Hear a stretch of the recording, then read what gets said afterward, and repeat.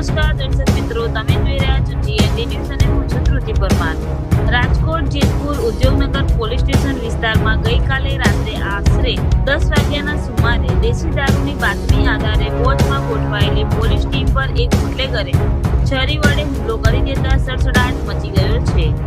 ઘટના બાદ આજે રાજકોટ જિલ્લા એસપી વિજયસિંહ ગુર્જર અને રેન્જ આઈજી દિલીપ રાયે જેતપુર સિવિલ હોસ્પિટલ ખાતે પહોંચી ઇજાગ્રસ્ત પોલીસ કર્મચારીની મુલાકાત લીધી હતી અને તેમની સારવાર અંગે માહિતી મેળવી હતી।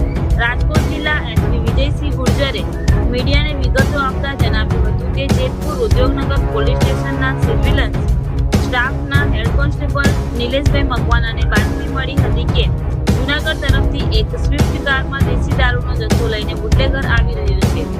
આ બાતમી આધારે પંચો સાથે પંચનામું કરી પોલીસ ટીમે હાઈવે પર બંને બાજુ નાકાબંધી ગોઠવી હતી।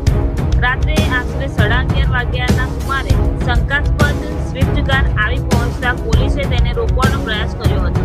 જોકે બુટલેગરે પોલીસની નાકાબંધીમાંથી છટકવા માટે હાઈવે પર રોંગ સાઈડમાં ગાડી ચલાવી ભાગવાનો નિષ્ફળ પ્રયાસ કર્યો હતો। ત્યારબાદ એક જગ્યાએ ગાડી ઊભી રાખી બુટલેગર પગપાળા ભાગવા લાગ્યો હતો।